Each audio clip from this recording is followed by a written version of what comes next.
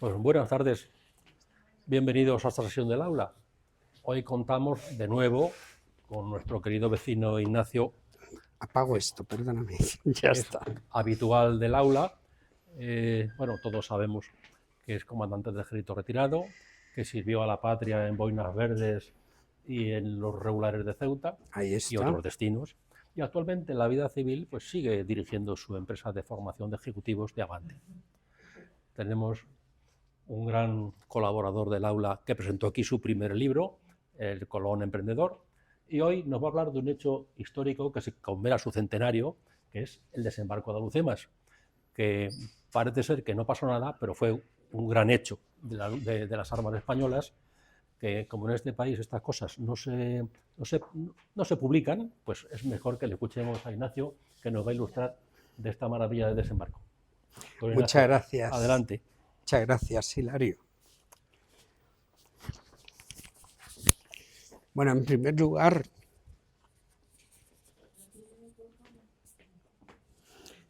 al micrófono. Estoy mal de la voz. Esto es una dolencia que tarda mucho en curarse. Diafonía espasmódica. Quiere decir que tengo bien las cuerdas vocales, pero me tiemblan involuntariamente las cuerdas, los músculos alrededor. Entonces tengo una voz de llorica que yo digo, pueden creerme que está en boina verde, ya lo ha dicho Hilario, yo soy un valiente reconocido, pues ahora ando con esta voz de llorica, pero bueno, me la perdonan, con esta hay que desembarcar en Alhucemas.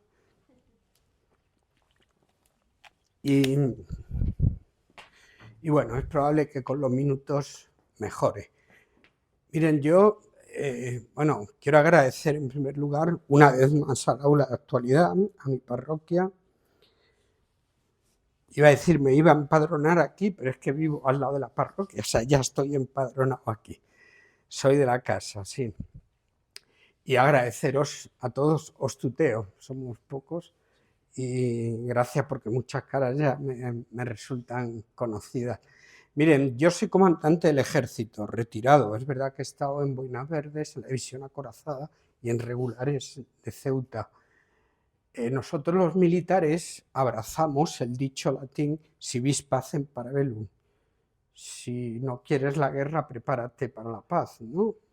Si quieres la paz, prepárate para la guerra. Así que yo soy, pues, uno de los miles de españoles que hemos decidido adiestrarnos en el arte de manejar el armamento para defender a España cuando sea posible. Pablo VI dijo, si queréis ser hermanos, dejad caer las armas de vuestras manos. Pero mientras el hombre sea un ser débil, cambiante e incluso a menudo peligroso, las armas serán desgraciadamente necesarias.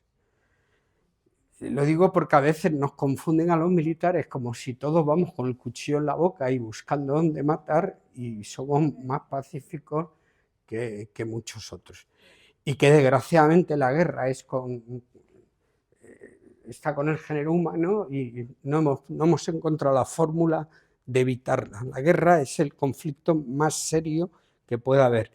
Y si digo esto también es porque hoy hay que hablar de guerra, hay que hablar de combate, de sangre, que yo aquí he hablado de la expedición filantrópica de la vacuna, un relato precioso, y bueno, allí hablábamos de salvar vidas y ahora hay que hablar de muertes y algunas de ellas o muchas innecesarias.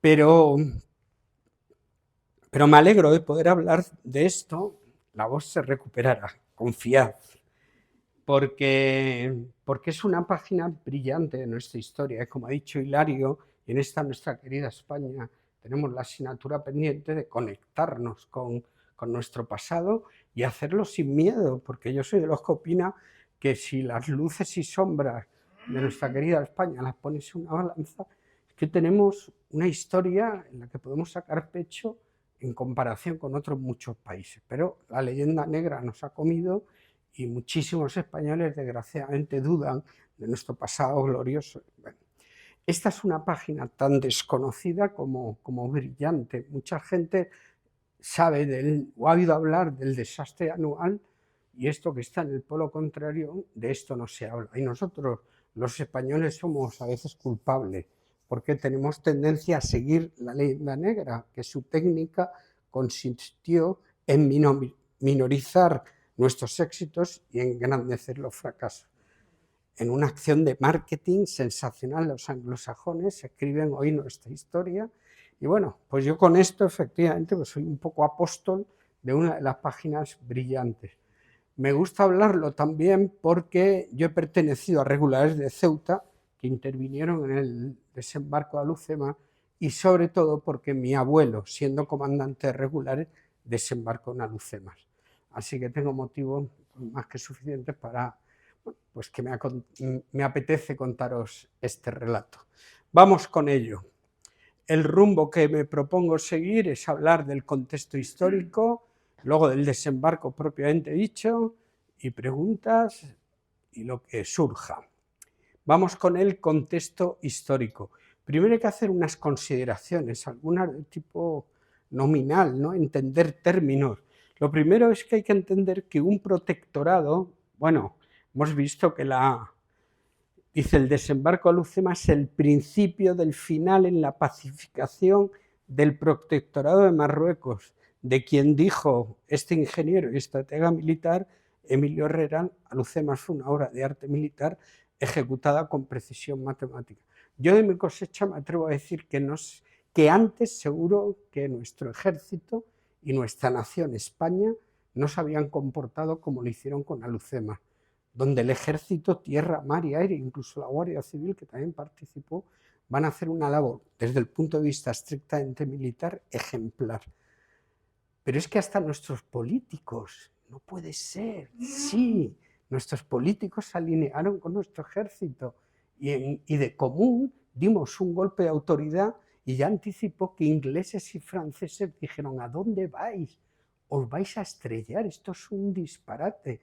Y España sacó coraje, lo hicimos, nos acompañaron los franceses, ayudando un poquito, echando un poquito de ayuda, pero muy poca, y podemos estar orgullosos.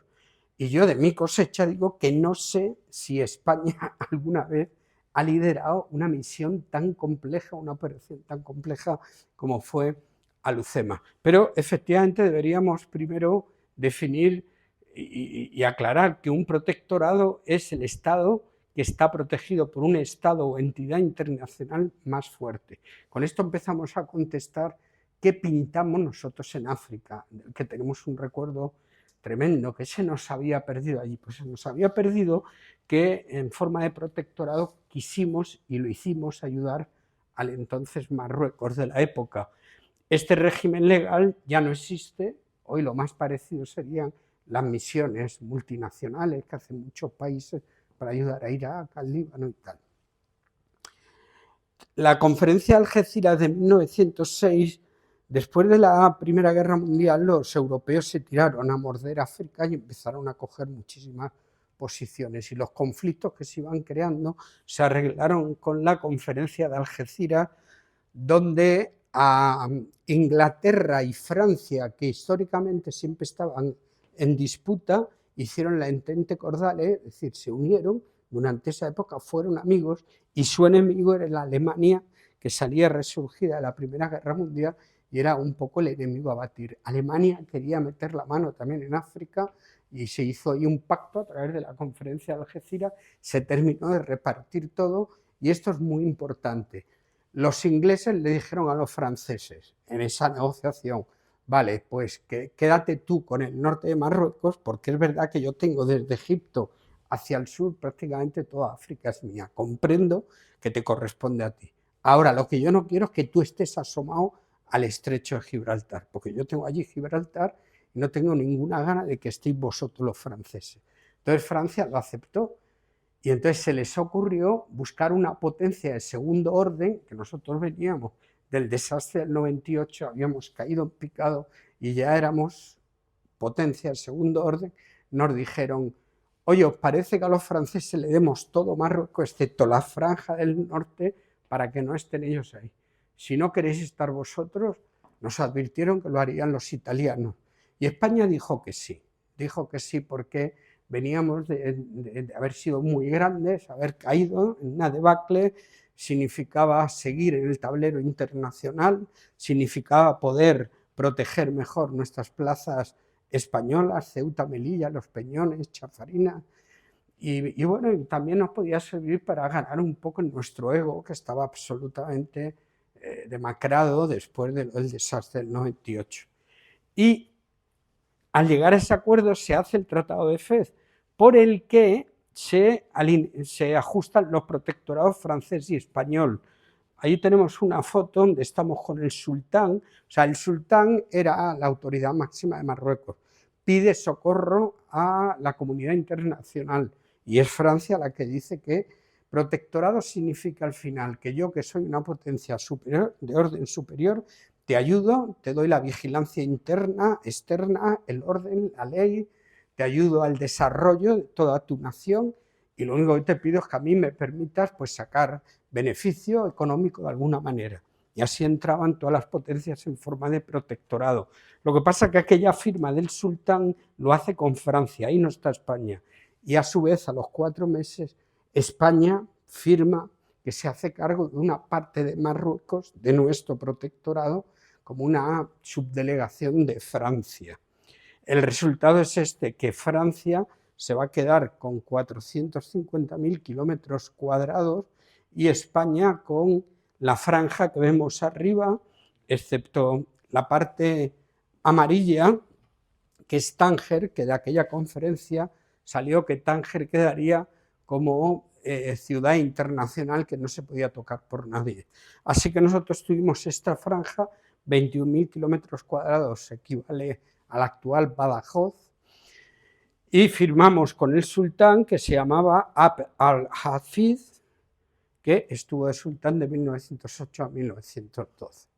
Con lo cual fuimos a ayudar a Marruecos, lo que pasa que Francia nos va a dar un regalo muy envenenado, porque la orografía del terreno es inerte, es una cosa seca, no hay. Luego apareció minas de hierro que parecían que podía ser la punta de algo grande y ni siquiera eso, pero con otras complicaciones que vamos a ver ahora. Este es el territorio nuestro, vamos a localizar las ubicaciones. Ceuta, que era española desde 1640. La habían ocupado los portugueses cuando Felipe II dejó de ser rey de Portugal. Ceuta decidió quedarse como española. Melilla es de la época de los reyes católicos, cuando los reyes católicos soltaban sus flotas por aquí para parar a los musulmanes, a los otomanos. De aquella época, Melilla pasa a ser española. Tetuán, Anual, Chauen, se escribe con CH también, y Alucemas, que va a ser el objeto del desembarco. Fijaos que está en el centro prácticamente del Rif y se va a hacer muy importante. ¿Qué pasaba en el Rif? Pues que estaba ocupado por los bereberes. Eran los marroquíes originarios, estaban ahí antes de que los musulmanes llegaran a ese territorio. Y era una raza muy combativa, muy combativa. No terminaban de alinearse con el Marruecos de la época, mientras que para los franceses estaban los árabes, mucho menos combatientes. Los bereberes hacían una guerra de guerrillas que nos volvieron locos a los españoles, porque se ocultaban en el terreno como nadie, disparaban. La vida de un bereber era esperar a la agricultura, el cultivo, y cuando no tenían que estar pendientes de esto, era coger el rifle y disparar, y eran muy eficaces en el tiro, unos combatientes que necesitaban 3 días para beber, o que estaban 3 días sin beber, y eso lo hizo muy complicado para nosotros. Y había unos jefes bereberes insurgentes. ¿De quién? Insurgentes del sultán. O sea, que no se sentían relacionados con el sultán más que en la religión musulmana, pero a nivel geográfico no tenían tampoco concepto de patria definido, era una lealtad muy relativa, porque se juntaban con el mejor postor, aquel que le diera dinero, que le diera prebendas, armas. Y los 2 jefes insurgentes que estaban en contra del sultán era Raisuni, Caid significa gobernador, es decir, gobernador de toda esta zona, y el más conocido en la zona oriental, Abdelkrim. Les ponemos cara en esta galería de protagonistas, Raisuni y Abdelkrim. Son dos bereberes muy diferentes. Este es de corte muy feudal, muy de leyenda, era un bandido más, era un bandolero que sabía manejar a la gente, y mientras que Abdelkrim pues era de corte mucho más intelectual, había hecho carrera con nosotros, con los españoles, aunque había estudiado una carrera licenciado en FED, pero había hecho cursos de perfeccionamiento en Salamanca, había medrado, en el mejor de los sentidos, dentro de la administración española, tuvo un cargo como traductor importante, todo esto en Melilla, hasta que los franceses nos avisan a los españoles: oye, ese Abdelkrim, ¿a qué se está dedicando? Bueno, traductor y tal. No, es que está hablando con los alemanes. Está viendo que las incipientes minas que hay de hierro, está empezando a hablar con ellos, y los alemanes se metían en este territorio, en el francés y en el español, en cuanto tuvieran oportunidad, porque insisto que eran el enemigo a batir. De hecho, Abdelkrim va a terminar teniendo mercenarios muy preparados, alemanes, que van a saber utilizar los explosivos, los cañones, etcétera, etcétera. Como a Abdelkrim se le pilla en ese flagrante delito de estar haciendo como espía para los alemanes, los españoles no tenemos más remedio que encarcelarlo. Lo encarcelamos en Melilla. En una ocasión trata de salir de presidio, salta y se rompe una pierna y le va a quedar una cojera para toda la vida. Pero para toda la vida le va a quedar ya un resentimiento contra España y Francia que no lo va a superar nunca, porque en esta historia lo que va a ir pasando es que España va a intentar negociar constantemente con él, y él lo único que quiere es eliminarnos y crear el RIF como república independiente, que va a tener su momento álgido en el que naciones como Rusia y Turquía lo van a considerar, pero el resto de la comunidad internacional no lo hace. Luego retomamos a Abdelkrim. Este croquis me parece muy importante porque tiene que ver con nuestra querida España. Resulta que estamos 44 años, si hacen cuenta, desde 1912 que firmamos con Francia este protectorado, hasta 1956 que se produjo la independencia de Marruecos. Pues de estos 44 años, 15 los dedicamos a la pacificación, vale decir a guerrear, a perder sangre españoles, muchos de ellos de manera absolutamente alarmante, escandalosa, porque el ejército en aquella época era una consecuencia de la sociedad. Siempre los militares somos lo que sea nuestra sociedad, para bien o para mal, pero en aquella época a nadie le importaba el ejército, el antimilitarismo estaba a la orden del día, no había presupuestos, y se había instaurado la corrupción en el ejército como en toda la sociedad, que todo lo que iba de dotación, pues para votar de los soldados, pues se lo quedaban mandos intermedios y no políticos, y al final teníamos que mandar a la guerra al norte de África a chavales de reemplazo que no entendían por qué se iban para allá, y muchos eran los que iban y muchísimos también los que no volvían.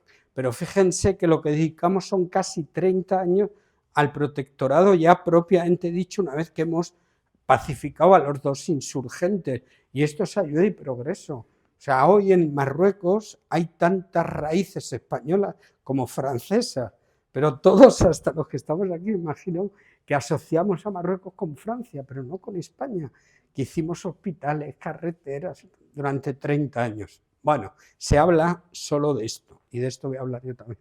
Bueno, fijaros, estas son las 66 cabilas del protectorado. Ahora definimos, bueno, la cabila es en lo que se organizaban estos bereberes, y la más conflictiva de las 66 era esta, que está justo al sur de Alucema, y esta es la que nos va a dar más guerra, y nunca mejor dicho, porque de aquí se nutrían para Occidente y para Oriente, pues muy buenos combatientes, si no es que hacían pactos con el resto de cabilas y tal. Nuestro enemigo a batir durante muchísimos años será Beni Urriagel, que es de donde era Abdelkrim.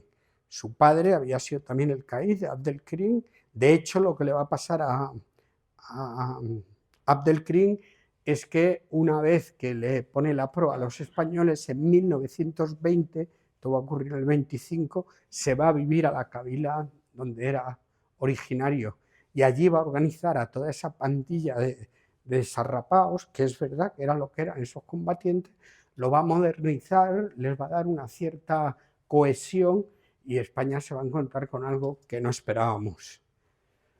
Abdelkrim regresó en 1920 desde Melilla, dejó la administración española y se fue a vivir ahí. Vamos a entender mejor todos estos términos. Kabila, se llama Kabila una tribu bereber. Jarca son esos kabileños, esos bereberes armados, o rifeños armados. Y Aduar, que lo pueden oír también, es un poblado, un asentamiento rifeño. Y luego de las unidades que estuvieron en África, que habrán oído hablar mucho, vamos a ver si lo resumimos. Estaban la Mejala y la policía indígena. Estos son unidades que Marruecos no tenía, que el sultán no tenía. Las crea España una vez que se hace con el protectorado.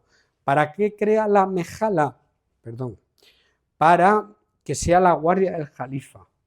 ¿Quién es el Jalifa? Hemos dicho que el sultán es el rey de Marruecos de la época y tiene, como tiene su protectorado delegado en franceses y españoles, el Jalifa es el representante del sultán en uno y en otro. El Jalifa español, marroquí español, estaba en Tetuán.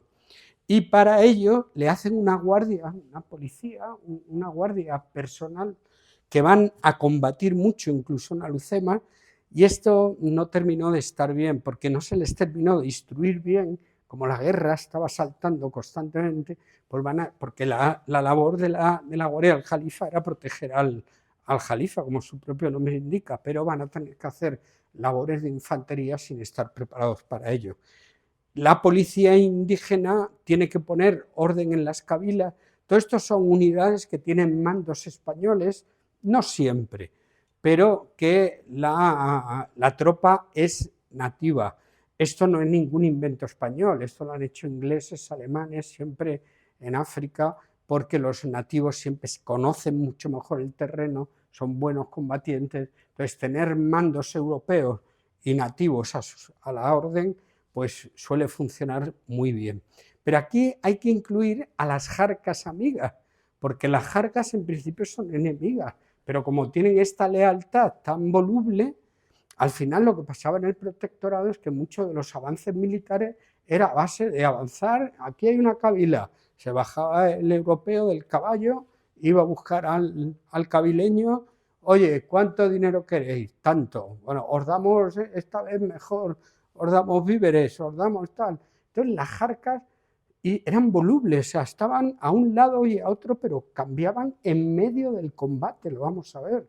Con lo cual las jarcas en principio son enemigas, pero muchas son amigas. Y a todo esto le vamos a llamar tribus indígenas irregulares, porque son fuerzas no profesionales, inestables, etcétera, etcétera.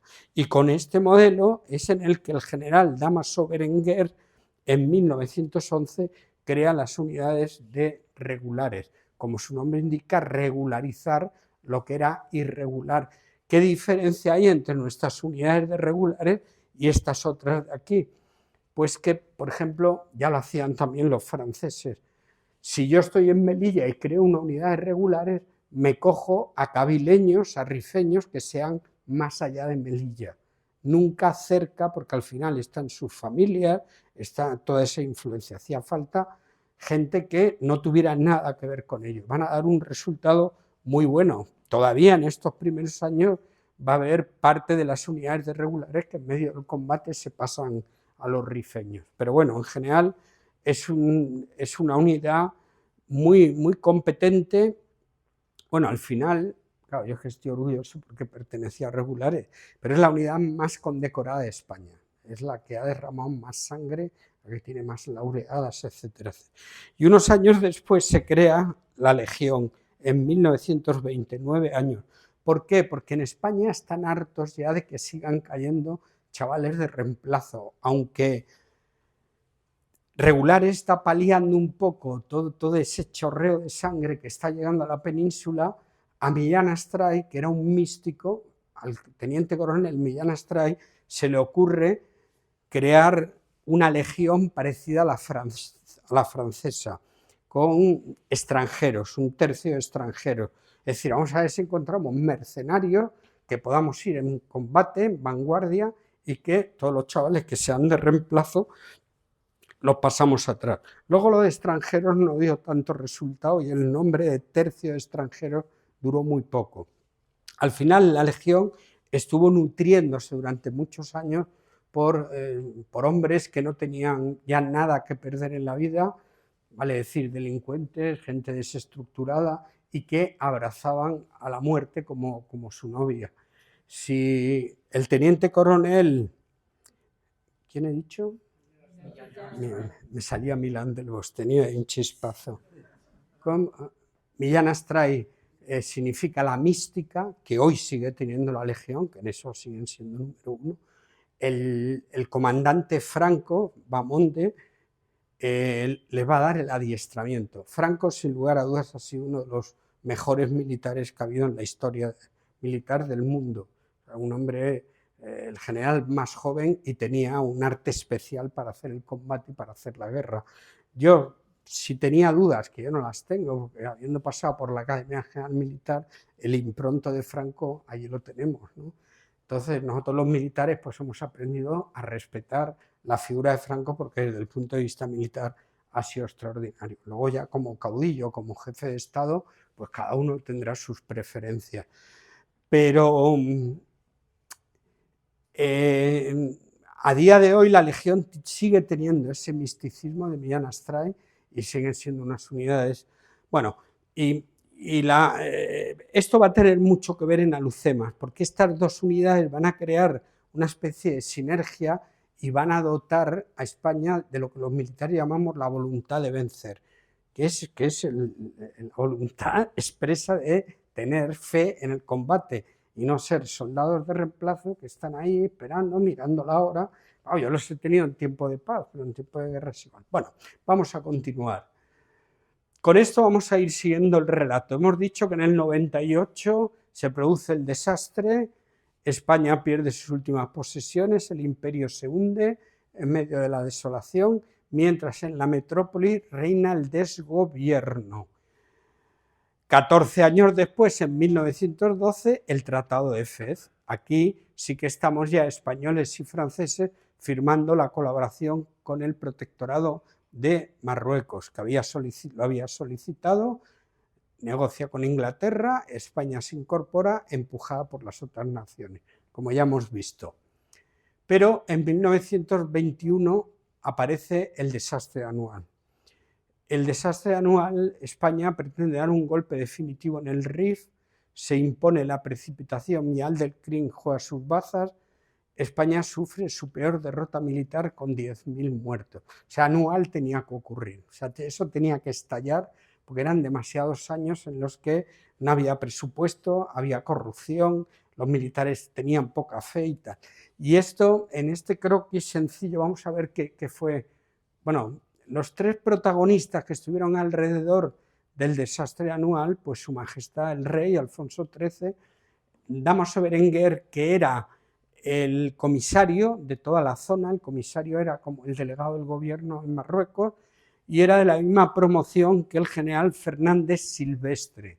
Lo que pasó en el desastre anual, aquí tenemos la localidad anual, ahí está Melilla, aquí empieza Alhucemas, está un poquito detrás, y este era el río Quer que los españoles se temía mucho el sobrepasarlo. Entonces el frente lo teníamos estabilizado aquí.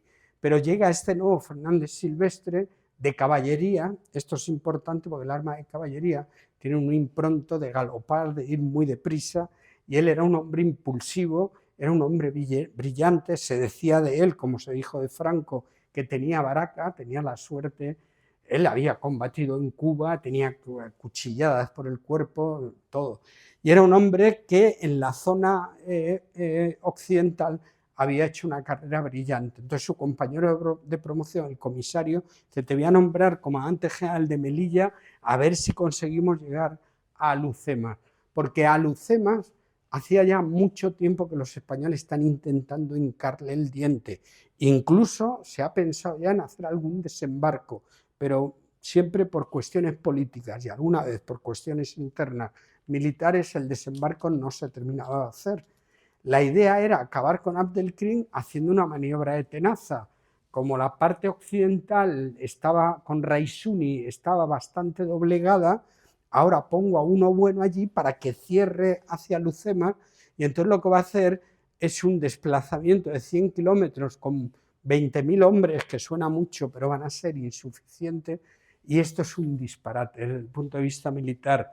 Ha estirado mucho el frente, sobrepasando el río Quer, que le decía el coronel Morales, que era el coronel de la policía indígena. El coronel de la policía indígena era como si fuera un agente del CNI ahora que lo sabía todo de los indígenas, y él avisó que esto era un disparate, porque aquí que vemos que vamos hasta Anual, que es un pequeño pueblo que está a los pies de una estribación, mientras estamos haciendo esto estamos pasando cabilas, hemos visto que había cabilas, son cabilas que vamos pagando, vamos avanzando con vehículos o a pie, y vamos pagando, o sea, son cabilas que se han puesto de nuestra parte, las hemos dejado atrás y, atención, no las hemos desarmado.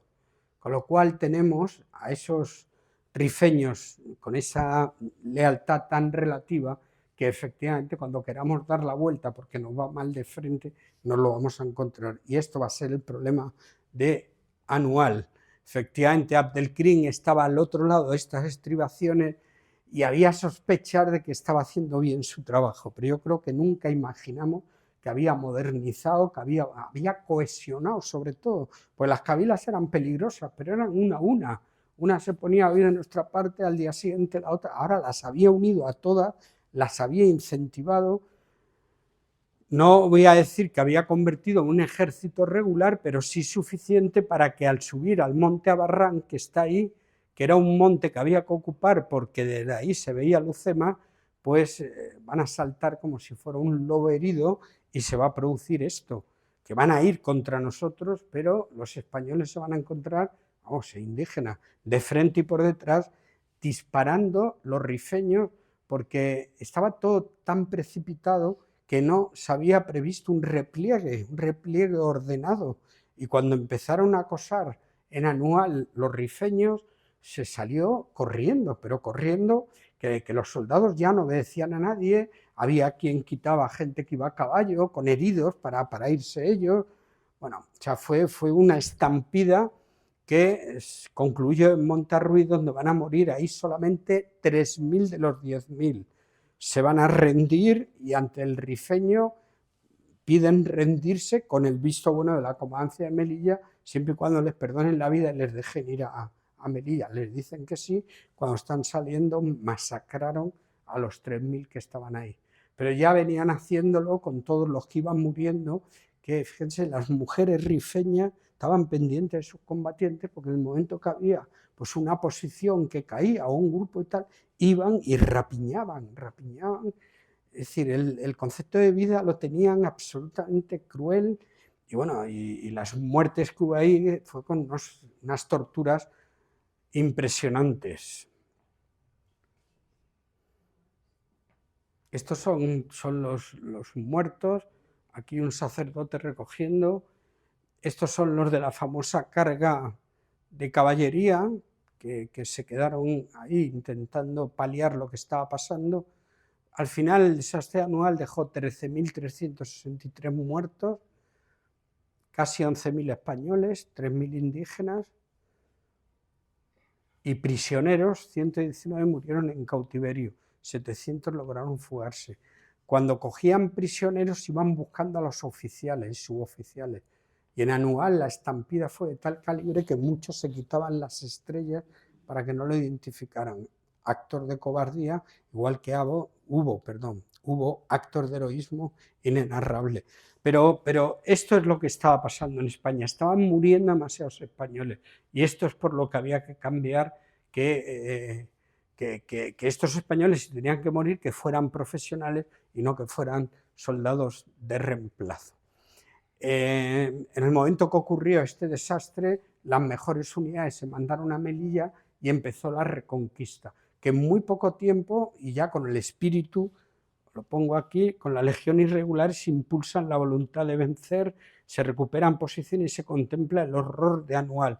La sociedad española, con todo y con eso, sigue cuestionando la guerra en África. Y entonces, en 1993, Primo de Rivera va a hacer un pronunciamiento. Primero porque España está, que ya hace muchas décadas, que está muerta, está caduca. La propia sociedad está esperando que pase algo, y yo creo que este es un pronunciamiento de los muchos que hubo que fue bastante bienvenido. O sea, hasta la izquierda moderada se alineó con el general Primo de Rivera y los sindicatos, etcétera, etcétera, cosa que no suele ocurrir. Primo de Rivera, el expediente Picasso, que es el que mira qué ha pasado en Anual, revela errores militares muy graves. Y para Primo de Rivera va a significar el dar el paso ya al pronunciamiento que tenía que pasar en algún momento, pero también lo hace porque no quiere que los militares pues salgan condenados. Con todo y con eso se hizo un juicio y salieron condenados muchos de los militares por abandono de su puesto, etcétera, etcétera. Como digo, España estaba al borde del caos, había un terrorismo anárquico muy de aquella época, huelgas, nacionalismo, los nacionalismos, sobre todo el catalán, estaba ya asomando mucho, inestabilidad política, y Primo de Rivera toma la iniciativa y, como digo, es aceptado por el propio rey y por buena parte de la sociedad. Aquí ponemos a Primo de Rivera. Fíjese, Primo de Rivera había conseguido la laureada de San Fernando, la mayor condecoración que hay en los primitivos combates del Lobo, cuando empezamos del Barranco del Lobo, cuando empezamos a tener problemas con los marroquíes. Quiero decir que es un africanista, de los que ha hecho la guerra, está condecorado, pero a su vez su espíritu real era abandonista, porque se creó un conflicto entre África y la península a nivel de militares, y eran los africanistas contra los abandonistas. Los africanistas decían que hemos dejado mucha sangre allí y que hay que terminar la guerra y hay que pacificar el protectorado. Los abandonistas decían que en mala hora habíamos cogido aquello y que lo soltáramos. Y el propio Primo de Rivera, que era laureado, que su hermano había muerto en las cargas del río Igaz, el teniente coronel Primo de Rivera había dejado la vida allí. Sin embargo, él llegó a decir que ¿por qué no soltamos de una vez Ceuta y Melilla, que nos dé quien sea Gibraltar? Por esas declaraciones tuvo que causar baja como capitán general en Madrid, lo mandaron a Barcelona y en Barcelona es cuando hace el pronunciamiento. Pero este, que es abandonista, luego lo recuperaremos. Como es abandonista, dice que aunque estamos recuperando el territorio, que vamos a parar aquí. Vamos a retirarnos de todo lo que podamos hasta el límite de no incumplir con el acuerdo internacional que hemos abrazado y sobre todo protegiendo todos los territorios que son españoles, Ceuta y Melilla, pero también Tetuán, también Larache, que eran ciudades muy españolas. Así que el abandonista lo que decide es adoptar una postura semi-abandonista. ¿Por qué?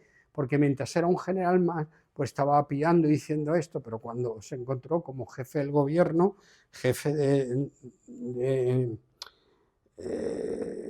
¿cómo se llama? El directorio militar primero, luego fue civil, como jefe del directorio militar, que es tanto como decir presidente del gobierno, ahí se suaviza un poco, ya no es abandonista, sino semi-abandonista.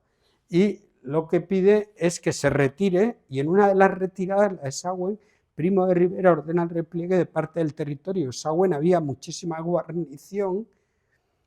Esto es lo que va a terminar ocurriendo por esta decisión de Primo de Rivera, donde abandonamos todo esto que teníamos mucho ganado hasta esta línea que se le llamó la línea Estella, porque Primo de Rivera era marqués de Estella, no sé qué, hasta aquí para proteger Melilla, hasta aquí para proteger Ceuta, hasta aquí para proteger Larache, etcétera, etcétera. Claro, y entonces se encontró Abdelkrim con un regalo que no esperaba, se encontró con todo esto. ¿Qué ocurrió? Que los oficiales se oponen, pero se va a terminar por imponer la política.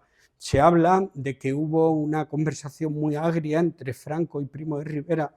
A ver, Primo de Rivera había tomado esta decisión, pero hizo dos cosas que le engrandecen. Una, se autonombró comisario del protectorado, siendo el presidente del gobierno, porque lo que va a pasar a partir de ahora, que tomo decisiones muy complicadas, pero quiero asumir yo la responsabilidad. Eso le ennoblece. Y lo otro no sé qué era lo que iba a decir, pero bueno. Y lo otro es que decide él personalmente ir a Tiev, que está en el centro del protectorado, a explicar a los oficiales que estaban revueltos, a dar la cara. Eso está muy bien. Entonces, hay una historia, por si leen y lo saben, que en la comida es una leyenda, que se sirvieron todos huevos, para darle a entender a Primo de Rivera que si algo sobraba allí en el protectorado y por parte del ejército que tenía, eran agallas para hacer lo que había que hacer. Pero eso no es verdad.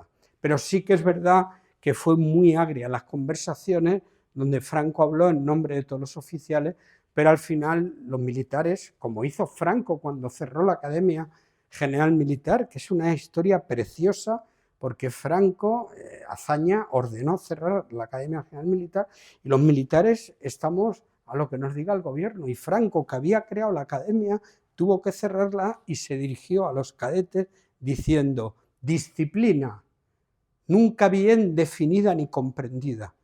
Disciplina que encierra su verdadero mérito cuando la condición del mando nos es ingrata y poco llevadera. Disciplina, etcétera, etcétera, ¿no? Y aquella promoción se sacó y se cerró la academia. Pues aquí Franco, con todos los oficiales, decidieron hacer finalmente lo que dijo Primo de Rivera. Este repliegue solo de la ciudad de Sahagún ocasionó 12.000 bajas, 3.000 muertos, 1.000 desaparecidos. Abdelkrim ocupa el territorio y encima somete a Raisuni. O sea, se hizo con todo y se fagocitaron entre ellos. Y Raisuni desaparece, lo pillan en su palacio y ahí va a morir ya porque tenía hidropesía, estaba muy, muy enfermo. Y ahora viene la espoleta de por qué llegamos a Lucemas. Pues porque Abdelkrim, viendo que está exultante, que está ya prodigando, que tiene la República del Rif, que esto es un éxito, pues va a cometer un error. Como dice algún autor, se vino demasiado arriba. Entonces se le ocurrió mandar sus cabilas también contra el protectorado francés. Pues ya que estamos, y entonces Francia, no hay ningún francés en la sala, no, pero tuvo su merecido, porque Francia se estaba frotando las manos viendo cómo Abdelkrim nos hincaba el colmillo a los españoles. Pero al desaparecer los españoles y llegar hasta su frontera, se va a producir lo que se llama el ataque rifeño a Francia, el anual francés, que tiene unos números que casi llegan a los de anual. Eufórico con el éxito, ataca el protectorado de Francia, se pierden 48 de las 66 posiciones que tenían los franceses con 8.000 bajas, nosotros tuvimos 10.000. Es verdad que aquí hay que decir que nuestras bajas, en la vida militar, en el combate, se llama baja a todo combatiente que no puede disparar, que no puede guerrear. Así que una baja es uno que se ha roto una pierna, es uno que ha muerto o es uno que está muy grave. Todo el que no puede hacer el combate es una baja. Las bajas nuestras de anual, hay muchos más muertos que en las bajas de los franceses, sus muertos son más heridos. Pero bueno, España y Francia se alinean para derrotar a los rifeños. Es decir, Francia se ha dado cuenta que como ha pasado esto y ahora tienen todo este frente, se ha venido hacia abajo y han llegado a 30 kilómetros de Fez, que era donde estaba el sultán francés. Los franceses dicen, esto no puede ser. Y encima tenemos ahí. Con lo cual España, que ya abrazaba la idea de entrar por Alucemas, pues ahora los franceses dicen, pues vamos a hazlo y yo te ayudo con lo que se llama una maniobra de tenaza. Los franceses desde el sur y nosotros entrando por barco en Alucemas.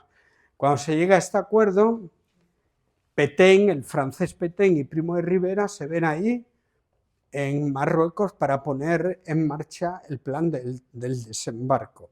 Yo digo aquí en plan de broma que en esta foto le está diciendo Petain a Primo de Rivera: vaya agallas que tenéis, lo que vais a hacer. ¿Por qué? Porque los franceses habían sufrido mucho en Galípoli en 1917. Hicieron un desembarco nefasto que fue para ellos. Entonces le habían cogido un miedo y Petain le dijo: no, nosotros os ayudamos, pero nosotros no desembarcamos, que ya nos ha pasado una vez y tal. Ahí es donde digo que entonces la prensa inglesa, diarios muy prestigiosos, dijeron: tremendo error va a cometer España tratando, porque se sabía, el desembarco no se puede llevar en secreto. O sea, este hombre Abdelkrim tenía espías en Melilla, en Ceuta, hasta se filtró en la prensa. O sea, que iba a haber un desembarco lo sabía Abdelkrim.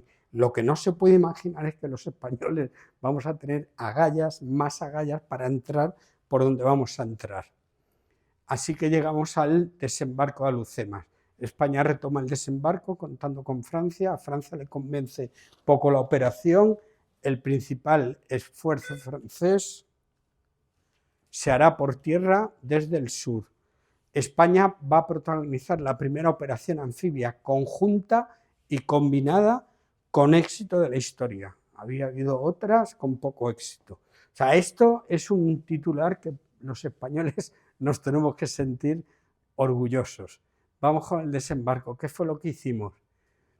Miren, las unidades que van a intervenir son 18.000 efectivos. Había un mando terrestre al mando del general Sanjurjo, el almirante Guerra al frente del mando naval y el mando aéreo. En España no vamos a tener ejército del aire hasta 1900, ahora no me acuerdo, si alguien lo puede mirar por internet, pero hasta 1900, el ejército del aire. ¿Qué es lo que teníamos entonces?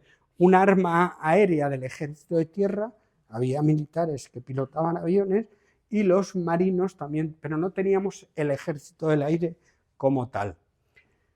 Pero miren lo que desplegamos. España, 3 acorazados, 6 cruceros, un portaaviones, 36 navíos, 58 transportes de transmediterráneo y las barcazas tipo K de las que vamos a hablar ahora.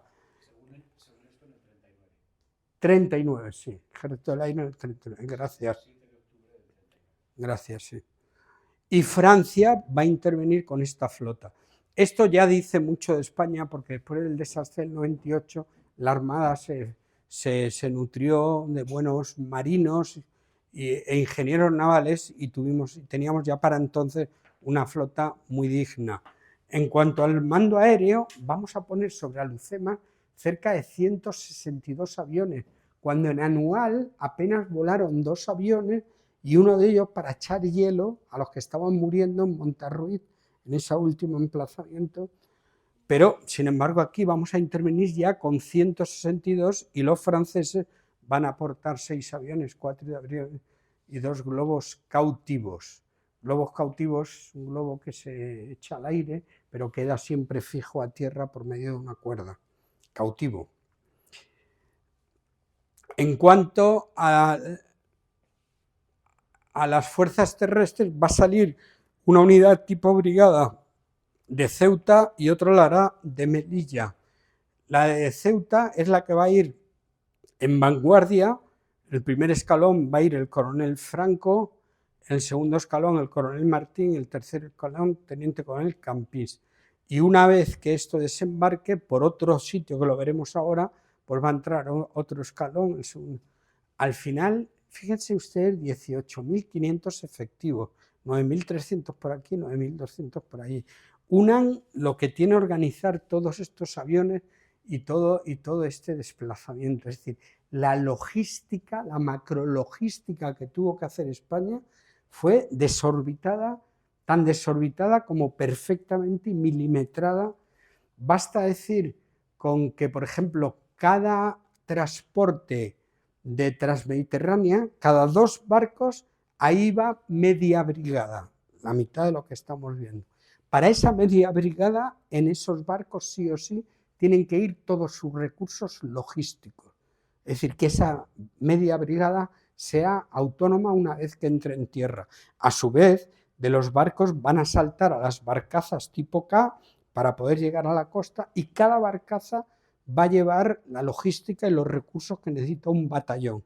Estos son lecciones aprendidas. Los franceses, por ejemplo, en Galípoli se les hundía un barco que llevaba toda la munición, y al hundirse el barco, pues y ahí se había aprendido tal. Entonces esto conlleva un trabajo que se hizo muchos meses antes de que los rifeños entraran en Francia. Basta decir con que Franco protagonizó, todo esto va a ocurrir el 8 de septiembre del 25, y en abril España ha organizado un desembarco, ensayo, pero ensayo sobre una situación real. Salieron 2 barcazas, unos buques de Transmediterránea de Ceuta, fueron a Alcázar Seguer, donde había una kabila que estaba dando mucha guerra, y Franco allí desembarcó con la legión para hacer que esa kabila se sometiera. Curiosamente, había un joven teniente de navío en el Arcila, que era uno de los destructores que intervino, y su nombre era Carrero Blanco. Con los años, Franco dijo: quiero conocerle más. Le ponemos cara al general Sanjurjo, al general Saro, al general Fernández Pérez y al coronel Franco. La entidad del enemigo, el otro día me decía un amigo, pero bueno, todo esto para 4 desarropados que había allí, no. Ya vengo diciendo que las cabilas con Abdelkrim tenían organizado algo muy serio, tan serio como esto. Este dibujo es muy curioso porque es la casa de Abdelkrim en el poblado de Asdir, en Alucema. Luego veremos que hay un poblado que es Asdir, ahí está el puesto de mando de la familia Abdelkrim. Ese es el lugar a batir y a llegar. Y esto lo ha dibujado el comandante de infantería prisionero, don Juan Ozarta Guerra. Es decir, uno de los prisioneros de Anual, tuvieron 3 años prisioneros, dibujó esto y lo ofreció para que se supiera cómo era el poblado de Abdelkrim. Ya había proclamado la República. Es un dibujo alegórico de cómo podían estar esperando los bereberes, pero fíjense la fuerza, es que hay entre 6.000 y 9.000 bereberes esperando, abundante fusilería y munición, porque a los franceses les habían quitado un auténtico arsenal, ya tenían hasta cañones, 14 cañones, y mercenarios alemanes, como he dicho, que van a minar incluso la playa, o sea que no era ninguna... Este es un dibujo que recrea bien cómo preparó Abdelkrim la llegada de los españoles. Esta es la bahía de Alhucemas. Aquí hay un peñón que es de nacionalidad española, que estaba allí con 24 baterías antiaéreas de artillería, y ahí vivían pues acosados constantemente por los bereberes, que nunca se hicieron con el peñón. Y ahora en el desembarco va a tener, esa artillería va a tener importancia. Pero así es como nos esperaban que el desembarco se hiciera por esta zona, donde están las playas más asequibles para un desembarco, y cada uno de estos son unidades tipo batallón, ametralladoras, y aquí hay 3 cañones, estos son unos saltos mirando para allá, y una kabila. España desechó el entrar por aquí y lo va a hacer por aquí, cosa que no esperaba. Sabía Abdelkrim que entrábamos, pero no sabía que era por aquí. Y esto, ya aquí ya no hay una kabila de Urri, ¿cómo le hemos llamado? Beni Urriagel, que son las kabilas más belicosas, sino que esto es la kabila boyaca, con lo cual vamos a sorprender a Abdelkrim, que va a movilizar luego todo y nos va a llevar para acá. Pero este es el teatro de operaciones donde se va a hacer el combate en tierra, todo con idea de llegar a Astir. Lo que quería Primo de Rivera era llegar a Astir, y al llegar a Astir parar, coger a Abdelkrim y decirle: negociamos. Lo que va a pasar es que Abdelkrim va a tener que huir de aquí, pero no va a querer negociar con nosotros. Esta es una imagen visto desde la playa, o sea, como si se hubiera hecho la foto desde allí, y de hecho se ve allí el peñón. Vamos a entrar por aquí y ahí está el peñón de Alhucemas, no sé si antes le he llamado Vélez de la Gomera. Vamos con la fase del desembarco. Yo ahora el tema militar lo voy a pasar rápido. Esto es una conferencia generalista y no vamos a entrar en... Esto va a ocurrir del 8 al 13 de octubre de 1925. Un mes y 5 días va a durar toda esta operación. Dice Gregorio Corrochano, periodista, nada los detiene, van dando vivas a España, muertos o vivos, van a Lucema. Un desembarco pasa generalmente por estas fases: maniobra de distracción, desembarco en zona, una vez que estamos en zona, avanzar hacia el interior, y la cuarta fase en este caso va a ser la fortificación en base a operaciones, es decir, llegar a Asdir, echar al enemigo y fortalecernos nosotros allí. Vamos con las maniobras de distracción. Hay que definir primero que una maniobra de distracción, como su propio nombre indica, o engaño, en el contexto militar es una acción destinada a confundir al enemigo, desviando su atención o recursos de un objetivo principal. Vamos a ver que antes de llegar a la Lucema, los que vienen de Ceuta van a hacer un desembarco ficticio para despistar al del Crin, los que vienen de Melilla otro en lugares separados de Alucema. Pero lo que no podía imaginar Primo de Rivera, general en jefe de todo este operativo, es que Abdelkrim se anticipa a su vez con una maniobra de distracción inteligentemente organizada. La vemos claramente aquí. Este es el lugar donde España está ya haciendo sus deberes para entrar, pero coge Abdelkrim, y esto lo vamos a hacer el 7 de septiembre. Pues el día 3 de septiembre, 4 días antes, por sorpresa, unas cabilas muy belicosas que había aquí los manda a Cudi Tajar. Cudi Tajar es una posición en altura que está muy cerca de Tetuán. Esto es muy inteligente, porque aquí obliga a que España lo que esté preparando por allí o acuden aquí al socorro o se pierde Tetuán. Se pierde Tetuán, se acabó la pacificación y es empezar de nuevo.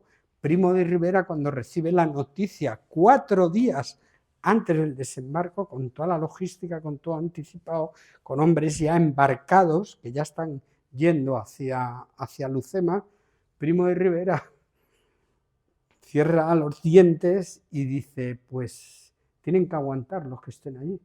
Y los que están en esa posición, lo vamos a ver, la posición de Cudi Atajar, el combate le llamaron el combate de las laureadas, es esta posición, estaba ocupado por un regimiento de infantería de la península, chavales jóvenes, pero que se dejaron ahí la vida. Posición clave situada a 8 kilómetros de Tetuán.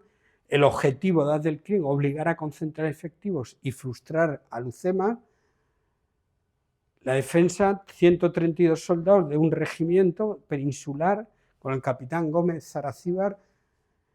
El enemigo ataca a 3.000 rifeños contra 132 soldados, 8 cañones, una pieza de 105 que la subieron hasta arriba. En fin, esto era una carnicería, es un asedio. Y al final Primo de Rivera decide que los que están embarcados de Melilla que vayan urgentemente a acudir a la defensa de Cudi Atajar. Y lo hacen pues 2 banderas de la Legión y 2 tabores de regulares, que llegan y no van a parar la sangría, pero van a conseguir que no se hagan. Acudieron 2 banderas de la Legión y un tabor de regulares. Duró el asedio 10 días, del 3 al 13 de septiembre. Esto es un dibujo de Dalmau Ferrer. Mueren 203 y 769 heridos. Esto es una fotografía real con los supervivientes y se le llamó el combate de las laureadas porque solamente en estos 10 días se concedieron 9 laureadas. Pude atajar el bastión olvidado del desembarco a Lucema. Pero ahora vamos a las maniobras que hicimos nosotros. Como he dicho, salieron de Ceuta y de Melilla las 2 brigadas embarcadas y Ceuta va a hacer una maniobra de distracción en Guadalhou y en Sidi Idris lo va a hacer la columna de Melilla. Dio resultado relativo, tampoco Abdelkrim modificó mucho su despliegue, pero sí nos va a ocasionar un problema, y es que los barcos de Transmediterránea, he dicho bien, ¿no? Los navíos llegan aquí y aquí tienen que pasar a las barcazas tipo K. Se baja, como hemos visto en las películas, con unas redes, los regulares, los jarqueños, todos bajan, se meten y hacen el simulacro, disparan los buques de la Armada que acompañan a todo esto para decirle al del CRIM, el desembarco va a ser aquí. Un día después se va a hacer lo mismo en Sigidri.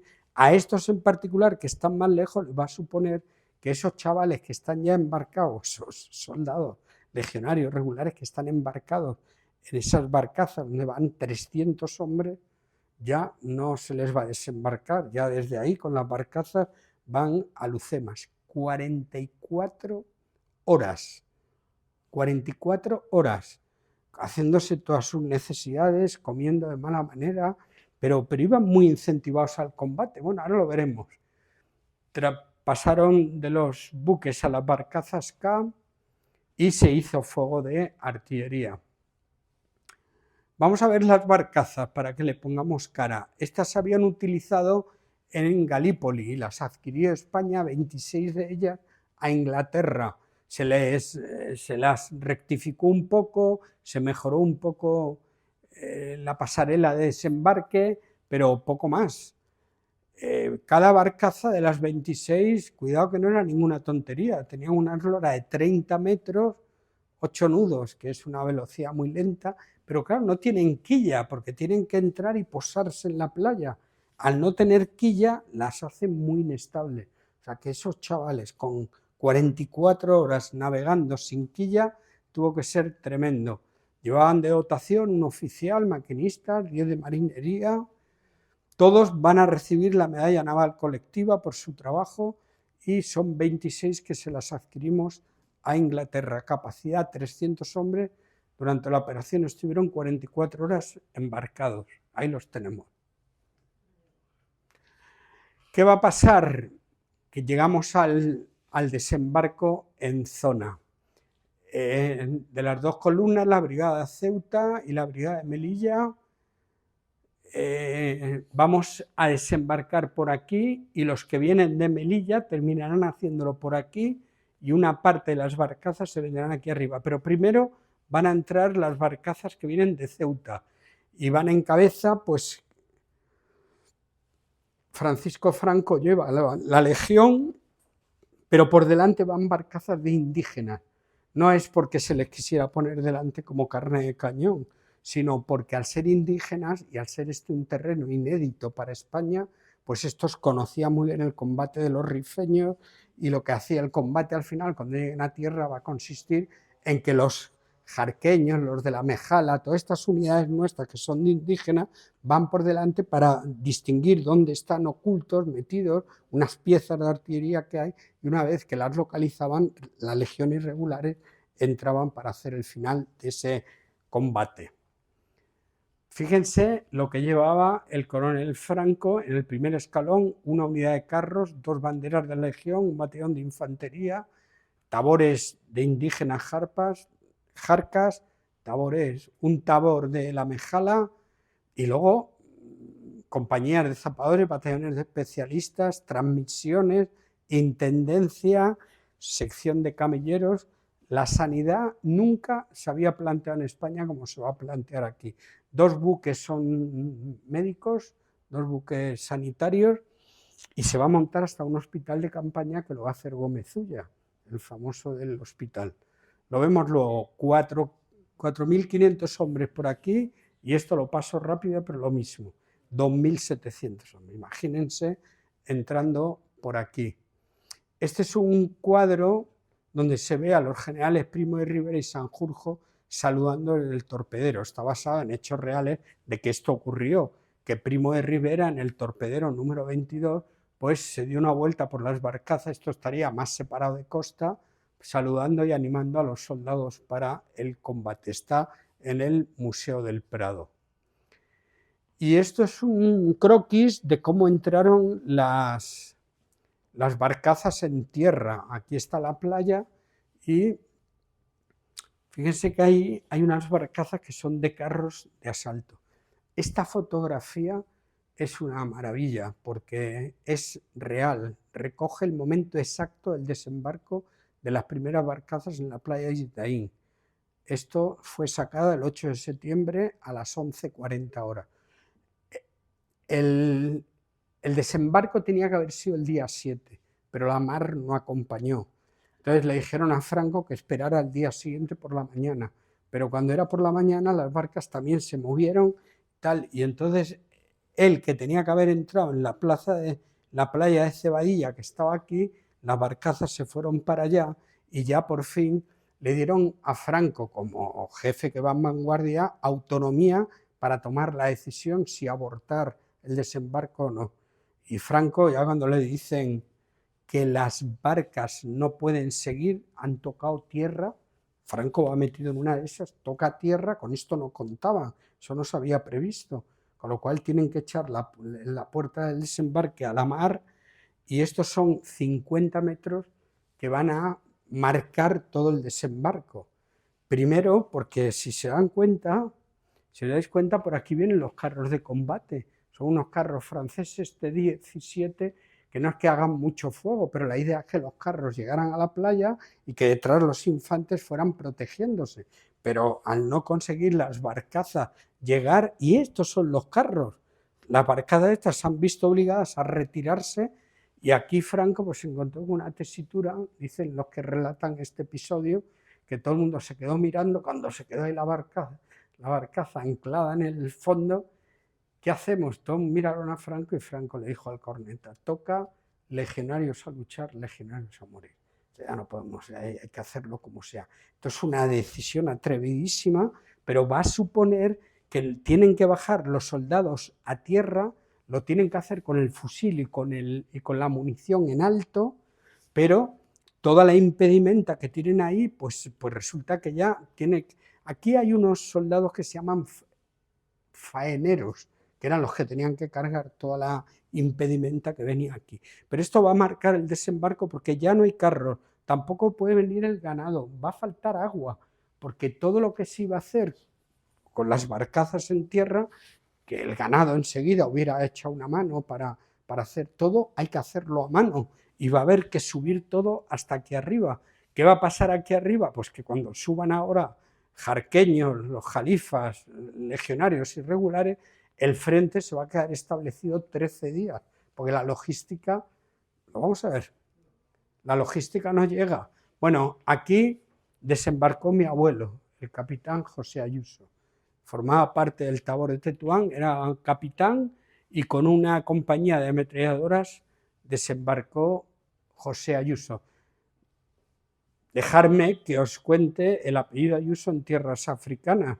Este es mi abuelo, José Ayuso, medalla de sufrimientos por la patria, porque recibió una esquirla en el ojo, terminó perdiéndolo, vivió 17 años sin su ojo derecho, pero eran de otra pasta, porque le hacían curas y el único que quería que le dieran el alta y le daban el apto para el servicio recién herido. Ellos seguían medalla de sufrimientos por la patria, participó en el desembarco de Alhucemas y murió en acto de servicio en el 36, en el frente de Oviedo. Tenía 49 años y mi madre tenía 10. Hoy está enterrado en el Valle de los Caídos. En 1959, todos los cuerpos que había en Grado, allí en Asturias, se llevaron al Valle de los Caídos y ahí tenemos a nuestro abuelo localizado donde está situado. Con todo lo que está pasando ahora del Valle, una noticia mínimamente buena es que parece que el templo no lo van a tocar. O sea, va a ser un disparate la resignificación del Valle, pero todo lo van a hacer fuera. Y bueno, pues esperemos. Es verdad que la Piedad no aparece en la maqueta que han presentado ya, pero otros autores le dicen, bueno, que no la han querido poner en la maqueta, pero que la Piedad, en cualquier caso, sí que se va a cuidar o no se va a tocar pues todas las capillas que hay dentro del valle, el altar, etcétera, etcétera. Este es el hermano de mi abuelo, Ladislao Ayuso, 4 años mayor que mi abuelo. Este tuvo la laurea de San Fernando, medalla militar individual póstuma cuando murió, y fue jefe del grupo de regulares de Ceuta. sea, dos glorias, dos africanistas que, bueno, que se han dejado, en el caso de mi abuelo, la vida. Y el tercer Ayuso en tierras africanas soy yo. Claro, ¿qué méritos tengo yo? Pues me ha tocado vivir afortunadamente en tiempo de paz, entonces no esperen nada del otro mundo. Tuve 3 años destinado en Ceuta, teniente jefe de la sección de operaciones especiales, y lo que más se aproxima al combate es que estuve 1 mes de guarnición en las Islas Chafarinas. Que eso se dice fácil, no cuela, ¿no? Bueno, bromas aparte, para mí es un honor haber recibido el legado de mi abuelo y de mi tío abuelo, pues somos 11 hermanos, 7 militares, de los 7, 5 del Ejército de Tierra, y que haya pasado por regular y solamente yo. Quiero que conste en acta. Bueno, pues vamos al avance, que lo explicamos rápidamente. Esto de la revista Despertaferro, esto es un croquis que, bueno, el que tenga interés en profundizar está extraordinario. Como hemos dicho, se desembarcó en zona y esto vamos a tener que estar 15 días. Aquí hay una línea, es decir, Franco una vez que entra, lo que tiene que hacer es venirse aquí, que esto es Morro Nuevo. Aquí había una batería rifeña, los legionarios se hacen con esa batería y se crea esta línea hasta el 13 de septiembre. Hemos desembarcado el 8, pues son 15 días en los que hay que estar esperando a que llegue la logística, pero ya le ha dado tiempo a Abdelkrim a reunificar sus cabilas y ya están entrando por aquí los rifeños y se crea una situación tan esperpéntica como que, como no había munición, las unidades europeas, españolas, que están en segunda línea, le tienen que dar su munición a los jarqueños amigos que están delante, y algunos de ellos incluso terminan tirando piedras al enemigo. Una situación muy complicada. El agua no se va a conseguir pozos hasta que estemos aquí, con lo cual los 4 buques aljibes que tenía la Armada se las veían y se las deseaban para poder llevar el agua a todas partes. La fase 3 es el avance hacia el interior. Yo de aquí destacaría que aquí en el monte Malmusí se va a crear un combate muy sangriento, porque, insisto, que ya son miles de rifereños los que nos están dando. Y ahí, por ejemplo, ocurrió que una compañía de la Legión, una compañía que tiene un capitán, 3 tenientes y 9 sargentos, pues se quedó al mando de la compañía un sargento, o sea, murieron todos los oficiales. El combate fue muy cruento en esta parte. Y nos vamos a ir ya al final, que es a la fortificación de Astir. Es decir, que Abdelkrim tuvo su momento cuando pudo mandar a todos los rifeños para allá, pero la verdad es que el combate español fue muy aguerrido, fue muy eficaz, y entonces se fue retirando poco a poco, hasta que llegamos a Astir,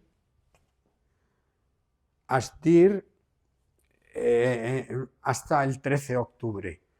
Y ya Abdelkrim salió huyendo de aquí, y aquí es cuando Primo de Rivera quiso negociar con él, pero ni por esta total. Que bueno, pues vamos a terminar ya. Estas son las bajas en el bando español, en el desembarco de Alhucemas. O sea, baja, recuerden, 2.300 significa combatientes no apto para combatir, pero muertos son 361, de los cuales vemos que los indígenas iban en cabeza y menos españoles, 1.975 heridos, y no se sabe con certeza las bajas rifeñas, pero bueno, habría que poner 700 versus 361. Hubo 7 laureadas de San Fernando, que también es mucho, y 5 de ellas a título póstumo. Voy a sacar imágenes pues, para que veamos cómo era la flota española, el portaaviones Dédalo que intervino, portahidroaviones. Había 2 tipos de hidroaviones, unos de reconocimiento y otros bombarderos, pero bombarderos que era coger el proyectil y soltarlo así con la mano. Era lo que había entonces. Más imágenes, los 14 carros franceses F-17, Al final desembarcaron, esta foto es de Alucema, y pudieron combatir en la toma de Malmusí, ayudando, pero su eficacia fue relativa, porque además han visto que el terreno era muy irregular. Este es el tipo de cañón estándar que utilizábamos los españoles y que nos robó y que nos arrebataron muchas veces los rifeños. Este es el globo cautivo del que ya hemos hablado, y una particularidad es que hicimos guerra química, nosotros y los rifeños dejando material muy abrasivo en la playa, y muchos legionarios se quemaron, y nosotros utilizando el gas mostaza. Había ocurrido que en la Primera Guerra Mundial se vio que la guerra química era un disparate, era una barbaridad, y entonces se empezó a legislar, pero como nosotros no intervenimos en la Primera Guerra, tampoco había llegado la legislación, dijimos que hicimos algo muy cruento, pero desde el punto de vista de la ley. Luego, muy interesante, un paréntesis rápido, los convenios de Ginebra y La Haya lo que hicieron fue, si es que se puede decir así, humanizar la guerra. Es decir, todos los países se pusieron de acuerdo con que ante guerras que van a ser inevitables, vamos a ponernos de acuerdo que pase lo que pase en el futuro, que no sé si la culpa la vas a tener tú, la voy a tener yo, vamos a tratar de hacer el menor daño posible. Entonces hay cosas curiosas como, por ejemplo, que desaparecen los proyectiles de carga hueca, que habrán oído hablar, porque eso entraba en un carro de combate y dentro volvía a estallar. Si de lo que se trata es de hacer bajas, de impedir que alguien combata contra mí, pues esa crueldad sobra. Y otra cosa que os va a llamar la atención es que según los convenios de Ginebra y La Haya no se puede disparar a un paracaidista en el aire. Ha llegado al acuerdo de que está indefenso y entonces, no sé, en el combate si... Yo soy paracaidista, a mí no me han disparado. No sé si vale. Bueno, la logística os he dicho que era espectacular. El hospital de campaña que montó Mariano Gómez Ulla, un médico extraordinario. Aquí, a ver, aquí no me ha salido bien esto. Bueno, voy a terminar con 1 minuto y medio, vamos a ver si se oye, de un documental, pues para que veamos un poco, le pongamos cara en 3 dimensiones a todo lo que pasó allí. 8 de septiembre de 1925, Puerto de Ceuta. El general Primo de Rivera acaba de embarcar en el buque insignia de la Armada, el acorazado Alfonso XIII. Desde allí va a dirigir una nueva y decisiva intervención militar en Marruecos, el desembarco en la bahía de Alhucemas. En esta ocasión se trata de una operación militar conjunta hispano-francesa. El líder rifeño Abdelkrim ha extendido la guerrilla al protectorado francés, lo cual ha favorecido el acuerdo entre España y Francia para acabar con la insurrección rifeña.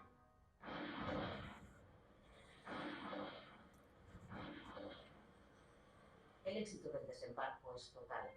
Las tropas aliadas trituran a la resistencia rifeña en la bahía de Alhucemas en cuestión de horas.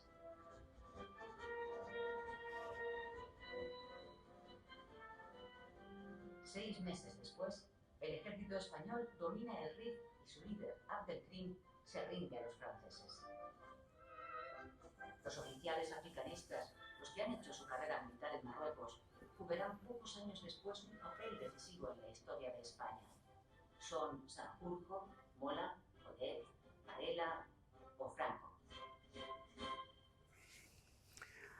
Bueno, efectivamente no se rindió Abdelkrim de manera inmediata, huyó, pero 2 años todavía duró la guerra, ya Abdelkrim pues viniéndose abajo y finalmente, como se ha dicho, se rindieron a los franceses, cosa que a los españoles nos dio coraje porque queríamos haberle aplicado nosotros la justicia. A Abdelkrim los franceses lo mandaron a una isla que hay perdida por Madagascar, luego él se escapó y terminó sus días en Egipto.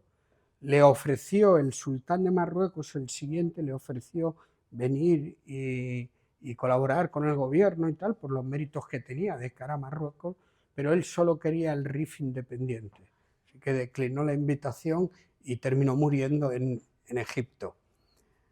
Abdelkrim se rindió, se había logrado la pacificación, Sanjurjo, alto comisario, lo anunció. Esto es de lo que yo digo que no se habla. Terminada la guerra, España pudo dedicarse a su labor. Fueron casi 30 años de ayuda al pueblo marroquí. Con la independencia de Marruecos finalizó el protectorado. ¿Qué conclusiones hay? Pues que el desembarco significó un golpe de autoridad y de moral para una España entonces en decadencia, que España llevó a cabo la primera operación anfibia conjunta y combinada de la historia con éxito. La operación era muy compleja, pero fue diseñada y preparada con precisión. Se evidenció la eficacia del ejército español cuando hay medios y voluntad de vencer. Sentó un precedente a nivel mundial, siendo objeto de estudio por parte de otras naciones, y permitió la pacificación del protectorado de Marruecos, poniendo fin a 15 años sangrientos. Quiero terminar mostrándoles lo que se llama la bandera de combate, la bandera de mochila. Y es que en esta época de la guerra de África, a cada soldado se le daba, al principio era un paño rojo, pero era exactamente de estas dimensiones. O sea, cada soldado llevaba en dotación esto. Era rojo al principio y con el tiempo se decidió hacerle la bandera de España. Con esto los soldados lo que hacían, la llamada bandera de mochila, tuvo servicio en esta época que hemos narrado. Con ella podía cubrir el equipo las pertenencias. No había taquillas, entonces por dónde iban, pues por lo menos para tener medianamente recogidas sus cosas.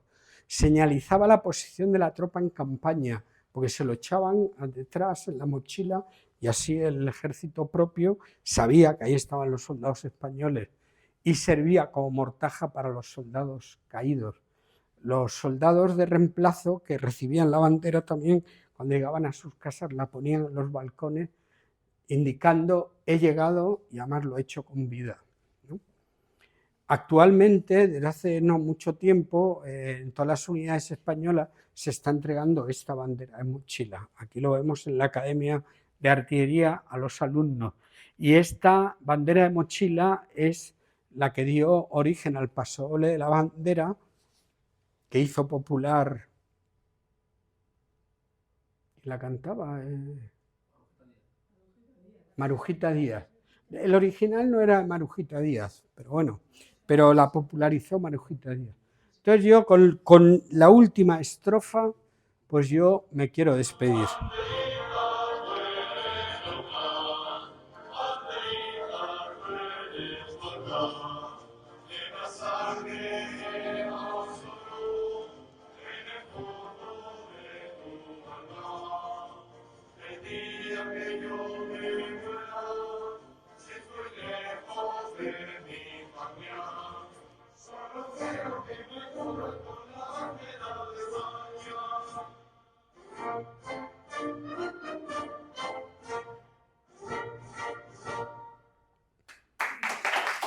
Muchas gracias.